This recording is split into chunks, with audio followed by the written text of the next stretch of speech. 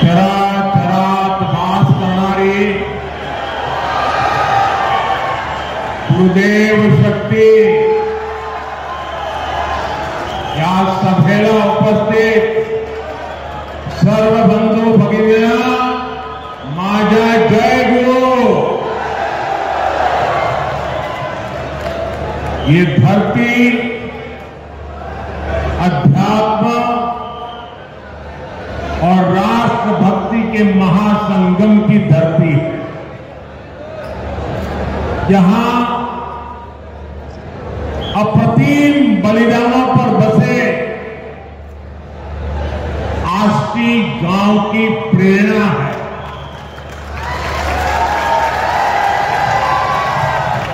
राष्ट्र संत तुकडोजी महाराज, गाडगे महाराज, लालूजी महाराज, तेलंगराय महाराज, संत मायबाई,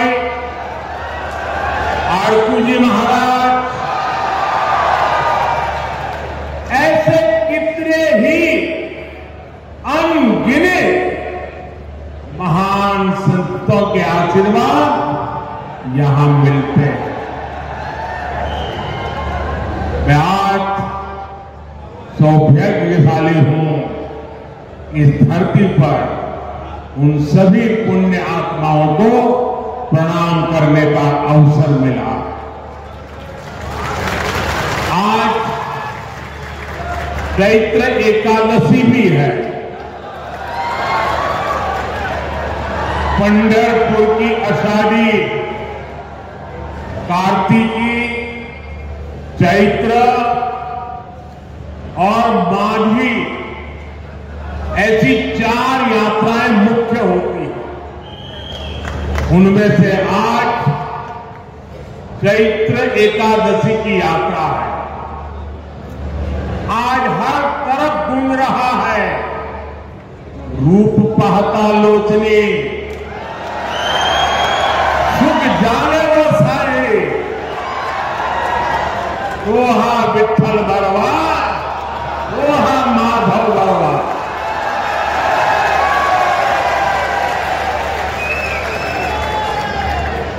ऐसे पुण्य पर्वकाल पर भगवान श्री विठ्ठल के चरणों में मैं शत शत नमन करता हूं, प्रणाम करता हूं।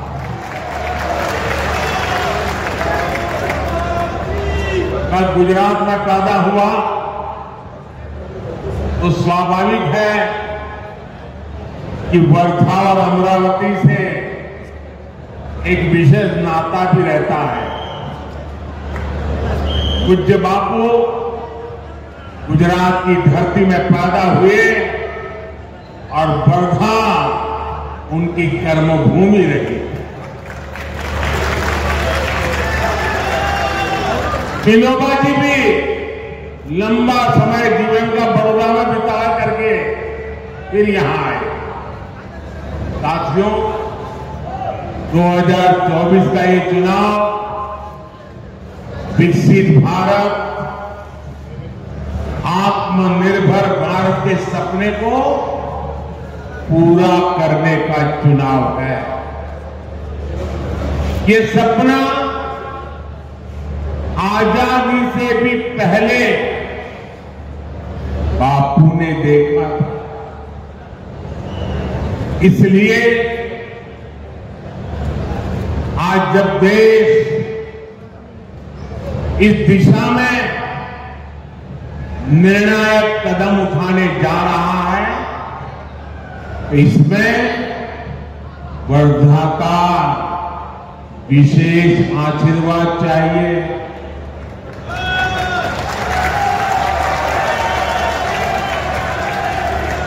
आज इतनी बड़ी संख्या में आपकी उपस्थिति, वर्धा और अमरावती का एक प्रचंड समर्थन ये बता रहा है कि विकसित महाराष्ट्र और विकसित भारत का लक्ष्य दूर नहीं है। और मैं देख रहा हूं जितने लोग अंदर है उससे ज्यादा लोग वहां बाहर खड़े हैं।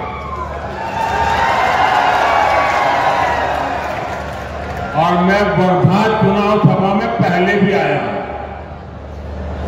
लेकिन इतना बड़ा जनसागर पहले एक बार नहीं आता।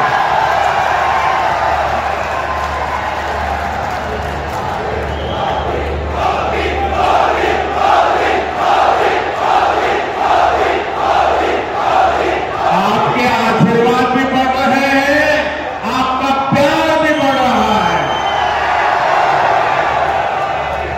और इसलिए आज पूरा महाराष्ट्र कह रहा है फिर एक बार, फिर एक बार, फिर एक बार। साथियों, 2014 से पहले ये धारणा बन गई थी कि देश में कुछ अच्छा हो ही नहीं, चारों तरफ निराशा निराशा निराशा। गांवों को लगता था कि गांव में बिजली, पानी, सड़क आ ही नहीं सकते। गरीब को लगता था कि उसे आने वाली कितनी पीढ़ियां बीत जाए, गरीबी से मुक्ति मिल ही नहीं सकती। किसान को लगता था कि बदहाली शायद उसकी नियति है, कितनी ही मेहनत क्यों न करे भाग्य बदलता नहीं। महिलाओं को लगता था कि उनकी तकलीफें कभी कोई समझेगा ही नहीं। लेकिन भाइयों बहनों, जिसको किसी ने नहीं पूछा, जिसको किसी ने नहीं पूछा, उसको गरीब के इस बेटे ने पूजा है।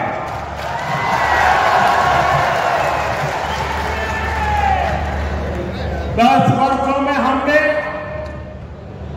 25 करोड़ लोगों को गरीबी से बाहर निकाला।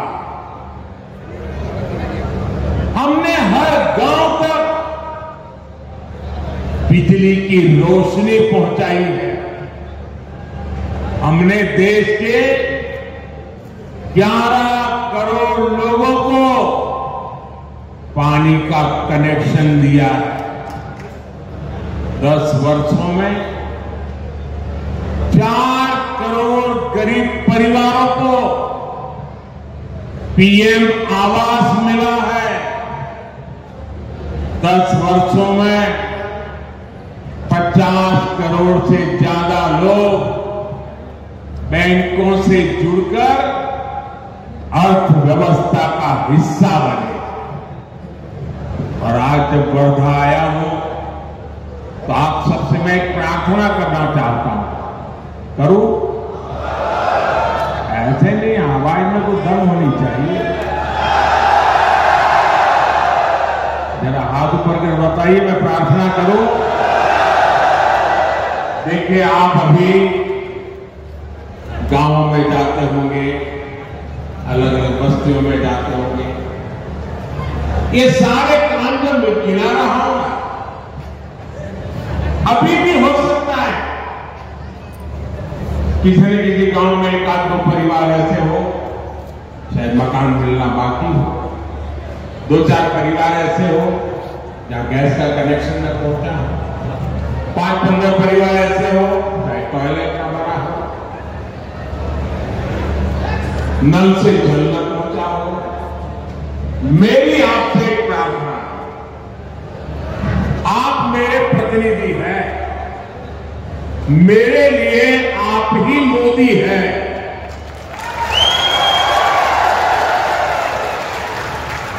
तो जब भी आप जाएं और ऐसे लोग आपके ध्यान में आए तो उनकी सारी डिटेल लिख लीजिए। और मुझे जरूर भेजिए और उनको कह दीजिए कि मैं मोदी की तरफ से आया हूं, मोदी की गारंटी लेकर आया हूं कि जब मोदी तीसरी बार आएंगे तो तुम्हारा जो मकान बनना बाकी है वो पूरा हो जाएगा। तुम्हें जो नल से जल मिलना बाकी है वो आ जाएगा। तो मेरा एक काम कर दोगे, क्योंकि मुझे हर किसी की सेवा करनी है और आप मोदी बनके मेरी मदद करिए, करेंगे? साथियों, आज आत्मविश्वास से भरा ये देश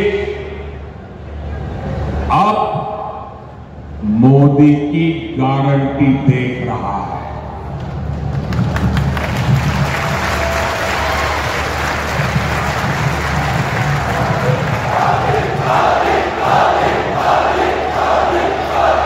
साथियों, गारंटी देने के लिए बहुत हिम्मत लगती है।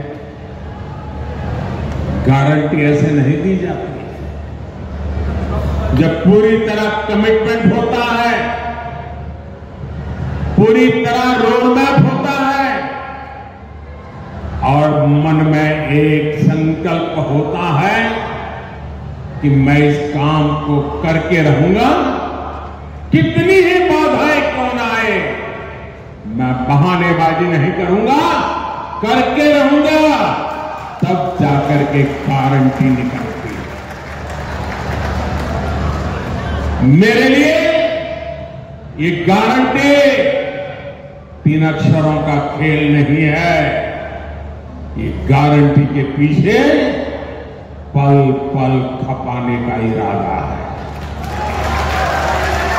पल पल आपके नाम, पल पल देश के नाम, 24/7 फॉर 2047। भाजपा ने अपने मैनिफेस्टो में कहा है, अगले 5 साल में गरीबों के लिए 3 करोड़ नए घर बनेंगे। देश के हर घर तक पाइप से पानी पहुंचेगा और सबसे बड़ी बात मैं यहां सब मौजूद लोगों को कहना चाहता हूं, आजकल हर परिवार में कोई अपवाद नहीं होता। हर परिवार, बुजुर्ग माँ बाप होते हैं, दादा दादी होते हैं, चाचा चाची होते हैं और घर में जो कमाने वाले लोग होते हैं, जो काम करने वाले लोग, उनके सामने रोजमर्रा की जिंदगी भी होती है।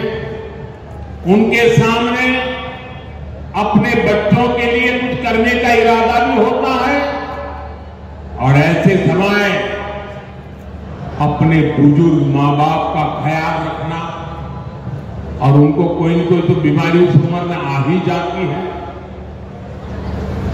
दवाई के पीछे, अस्पताल के पीछे खर्चा होता है। तो ऐसे हर परिवार को इस बोझ से मुक्ति देने के लिए हर 30, 35, 40, 45 साल के उम्र के व्यक्तियों को अपने परिवार में अपने सपना पूरा करने के लिए बोझ ज्यादा न करना सहना पड़े, इसलिए मोदी ने गारंटी दी है कि हिंदुस्तान के हर परिवार के 70 से ऊपर की उम्र के जो लोग हैं, उन सबको 5 लाख रुपए तक मुफ्त इलाज की जिम्मेवारी मोदी की रहेगी। आप पर ये बोझ कम होगा। ये बोझ उन बुजुर्गों को कहना, दिल्ली में आपका बेटा बैठा है, वो उठाए। अभी हमने गैस सिलेंडर दिए हैं। भविष्य में आपकी रसोई में पाइप से गैस पहुंचेगी।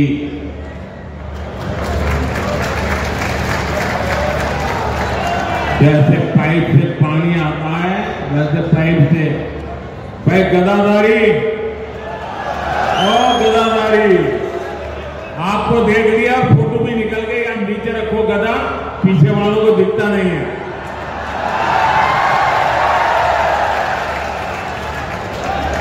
बजरंग बली की जय। अब पहलवान है क्या? हमारे तड़ल जी तो पहलवान रहे।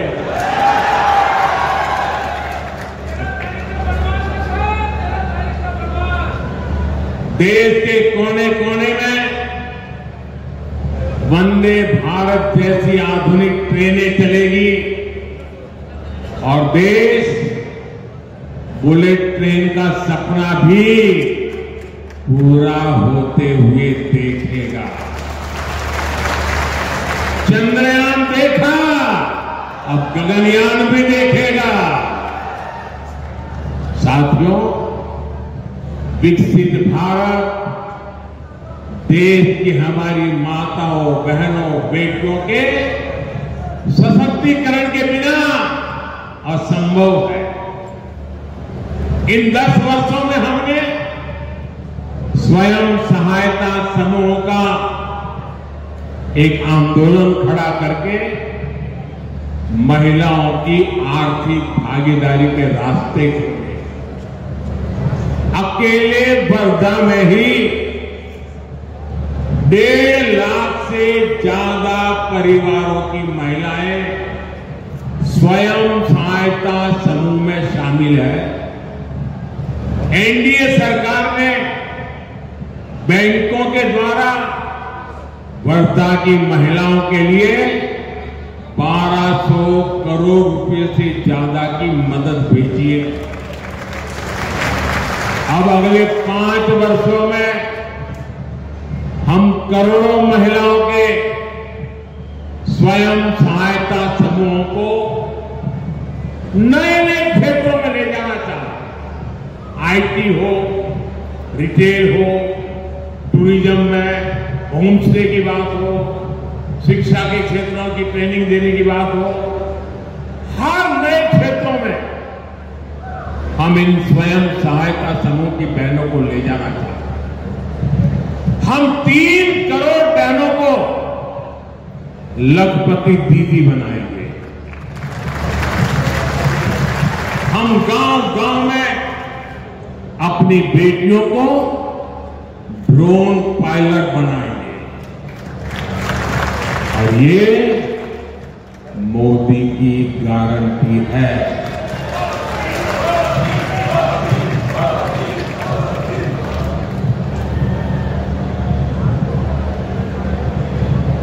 साथियों, कांग्रेस और इंडी अलायंस की सोच हमेशा से विकास विरोधी और किसान विरोधी नहीं।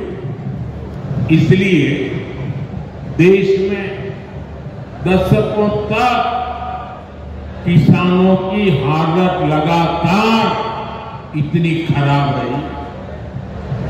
उनके दौर में जैसे काम होता था उसके लिए मराठी में कहावत है और उस कहावत में कहते हैं, पाठशाला गेला आणि 12व्याला आला। परिवार के नाम पर पत्थर तो लग जाता था, लेकिन कई पीढ़ियां गुजर जाती थी, फिर भी काम नहीं पूरा होता। विदर्भ को कांग्रेस सरकारों के इस रवैये का बहुत नुकसान उठाना पड़ा, लेकिन आज हमारी सरकार विदर्भ को उतनी ही ज्यादा प्राथमिकता देकर काम कर रही है। यहां एकनाथ शिंदे जी, देवेंद्र फडणवीस जी और अजित पवार जी पूरी शक्ति से आप सभी की सेवा में जुटे हुए हैं। आप देखिए, एनडीए सरकार बाला साहब ठाकरे समृद्धि महामार्ग का निर्माण करवा रही है। आज नागपुर से गोवा के बीच 1 लाख करोड़ रुपए की लागत का ग्रीन हाईवे बन रहा है। वर्धा, सेवाग्राम, कुलगांव और हिंगनघाट जैसे क्षेत्रों में बेहतर रेल सेवा उपलब्ध हुई है। वर्धा, यवतमाल, नांदेड़ के बीच रेलवे लाइन और वर्धा से बल्लार शाह के बीच रेल ट्रैक जैसे प्रोजेक्ट इस क्षेत्र की कनेक्टिविटी बढ़ा रहे हैं। धामनगांव रेलवे स्टेशन का पुनर्विकास किया जा रहा है। हमारी सरकार ने आरवी विधानसभा क्षेत्र में सिंगल लाइन को ब्रॉडगेज रेलवे लाइन में बदलने के लिए अलग से फंड दिया है। वर्धा के सिंधी में ड्राई पोर्ट का काम भी पूरा हो चुका है और देश में टेक्सटाइल इंडस्ट्री को बढ़ावा देने के लिए जो टेक्सटाइल पार्क बन रहे हैं उनमें एक अमरावती में बन रहा है। यानी विदर्भ पिछड़ेपन के उस दुष्चक्र से बाहर निकलेगा जिसमें कांग्रेस पार्टी ने विदर्भ को फंसा कर रखा था। इंफ्रास्ट्रक्चर और औद्योगिक पिछड़ेपन के कारण ही विदर्भ के किसानों को इतने दशकों तक आर्थिक तबाही से जूझना पड़ा। ये हाईवे, एक्सप्रेसवे और रेलवे हमारे इन किसानों की समृद्धि के महामार्ग बनेंगे। साथियों, वर्धा और अमरावती में सिंचाई की समस्या यहां किसानों के लिए कितने बड़े संकट का कारण रही है, ये हम सबको पता है। लेकिन पिछली सरकारों ने इस ओर कभी ईमानदारी से काम नहीं किया। 2014 में देश में ऐसी 99 बड़ी सिंचाई परियोजनाएं थी जो दशकों से अटकी हुई थी। इसमें सबसे ज्यादा संख्या महाराष्ट्र की सिंचाई परियोजनाओं की थी। ये एनडीए सरकार है जो इन्हें तेजी से पूरा करा रही है। अब लोअर वर्धा इरिगेशन प्रोजेक्ट और अमरावती का लोअर पेड़ी इरिगेशन प्रोजेक्ट किसानों के लिए वरदान बनने जा रहा है। इसके अलावा भी इस पूरे क्षेत्र में सिंचाई के लिए कई छोटे प्रोजेक्ट भी लाए जा रहे हैं। साथियों, हम समस्याओं के समाधान के साथ ही संभावनाओं के सृजन के लिए भी काम कर रहे हैं। हमने अमरावती के संतरे और वर्धा की हल्दी को वन डिस्ट्रिक्ट वन प्रोडक्ट के तहत अलग से पहचान दी है ताकि यहां के किसानों को इसका लाभ हो। किसानों की आर्थिक सहायता के लिए किसान सम्मान निधि का पैसा भी सीधे किसानों के खातों में भेजा जा रहा है। अकेले वर्धा में ही किसानों के खातों में भारत सरकार की तरफ से 300 करोड़ से ज्यादा रुपये भेजे गए और महाराष्ट्र में देवेंद्र जी और शिंदे जी की सरकार के द्वारा भेजे गए वो अलग। साथियों, आज बीजेपी के विकास के सामने इंडी अलायंस मुद्दों की कंगाली से जूझ रहा है और इसलिए लोग अब केवल गाली गलौज और अपमान की राजनीति पर उतर आए। इंडी अलायंस की तमिलनाडु की जो पार्टी सनातन के विनाश की घोषणा करती है, उन नेताओं से ये लोग छत्रपति शिवाजी महाराज की धरती पर हमारे महाराष्ट्र में लाकर रैली करवाते हैं। अयोध्या में राम मंदिर का 500 साल पुराना सपना पूरा होता है तो कांग्रेस पार्टी और उसके दोस्त उसका भी बहिष्कार करते हैं। अयोध्या में भव्य राम मंदिर में पहली रामनवमी का आयोजन हुआ। सूर्य की किरणों से भगवान राम के अभिषेक ने हर देशवासी को भक्ति से सराबोर कर दिया।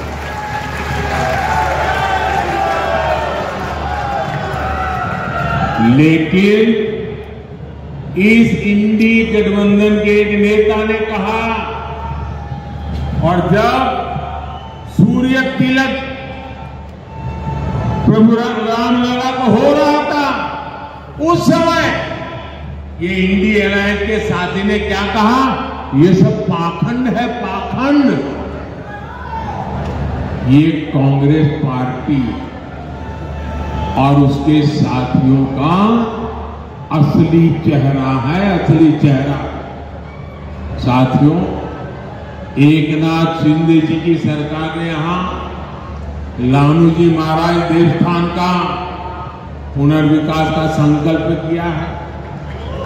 ये लोग अगर मजबूत हुए तो उसका भी विरोध करेंगे।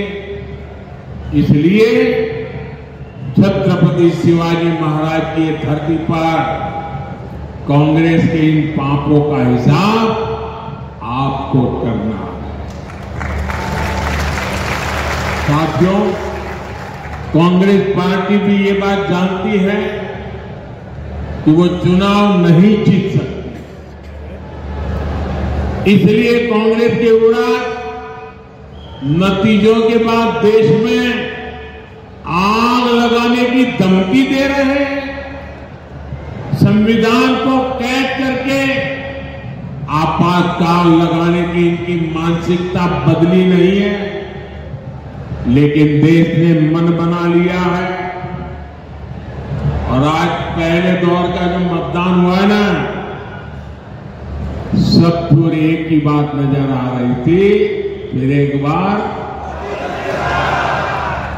साथियों, देश एक मजबूत निर्णय और स्थायी सरकार ही चाहती है। इसलिए कांग्रेस या इंडिया अलायंस को वोट देना एक तरह से अपना वोट व्यर्थ करना है, बर्बाद करना है। महाराष्ट्र का एक एक वोट विकास के लिए पड़ना चाहिए। आने वाली 26 अप्रैल को आप सभी को वर्धा से भाजपा उम्मीदवार श्री रामदास चंद्रभान जी तड़स और अमरावती लोकसभा से श्रीमती नवनीत राणा जी को रिकॉर्ड संख्या में वोट डालकर भारी मतों से विजयी बनाना है। बनाएंगे, लेकिन इसके लिए मेरी शर्त है, काम करना पड़ेगा। करेंगे। एक, मतदान के पुराने सारे रिकॉर्ड तोड़ने होंगे, तोड़ेंगे। हर पोलिंग बूथ जीतना होगा, जीतेंगे। पोलिंग बूथ जीतेंगे। एक भी पोलिंग बूथ ऐसा नहीं है ना कि जहां पर हमारा पराजय हो। सब पे सब पोलिंग बूथ जीतेंगे। आने वाली पूरी शक्ति समय पोलिंग बूथ को जीतने के लिए लगा देनी चाहिए। और आप सभी को मेरा एक और काम भी करना है। करेंगे? ये मेरा पर्सनल काम है, ये तरस जी का नहीं है। करेंगे? सब लोग बताएं तो बताऊं मैं, करेंगे? तो मेरा एक काम करना, महाराष्ट्र में घर घर जाना, जाकर के कहना कि मोदी भाई आए थे और परिवार के सबको प्रणाम कहा है। मेरा प्रणाम पहुंचा है, मेरा प्रणाम पहुंचा देंगे, पहुंचा देंगे। जब हमारे परिवार में मेरा प्रणाम पहुंचेगा ना, तो परिवार के सब लोग मुझे आशीर्वाद देंगे। और जब मुझे आशीर्वाद मिलते हैं तो एक नई ऊर्जा मिलती है। और जब नई ऊर्जा होती है तो आपके लिए, आपके सपनों के लिए मुझे खप जाने का आनंद मेरा बढ़ जाता है। इसलिए मुझे हर परिवार से आशीर्वाद चाहिए। बोलिए भारत माता की, भारत माता की। बहुत बहुत धन्यवाद। बहुत धन्यवाद आदरणीय प्रधानमंत्री महोदय। आपके प्रेरणादायी शब्द हमेशा नई ऊर्जा हम सबको प्रदान करते हैं। आपका आभार प्रदर्शन के लिए यहाँ पर आमंत्रित करती हूँ श्रीमती अर्चना ताई वानखेड़े जी को।